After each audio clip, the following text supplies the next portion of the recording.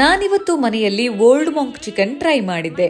ನೋಡೋದಕ್ಕೆ ಡಿಲಿಷಿಯಸ್ ಆಗಿದೆ, ಆದ್ರೆ ಟೇಸ್ಟ್ ಹೇಗಿತ್ತು ಅನ್ನೋ ಹಾನೆಸ್ಟ್ ರಿವ್ಯೂ ಹೇಳ್ತೀನಿ. ಈ ವಿಡಿಯೋನ ಕೊನೆವರೆಗೂ ನೋಡಿ.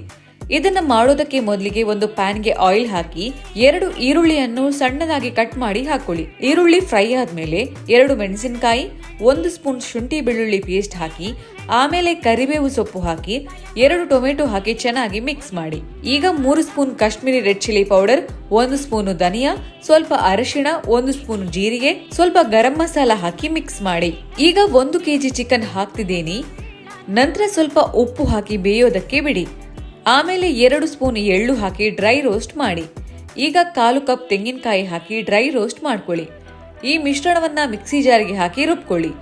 ಈಗ ಅರ್ಧ ಲಿಂಬೆಹಣ್ಣು ಹಾಕಿ ಕೊತ್ತಂಬರಿ ಸೊಪ್ಪು ಹಾಕಿ ಸ್ವಲ್ಪ ಹೊತ್ತು ಚಿಕನ್ ಕುಕ್ ಆಗಲಿ.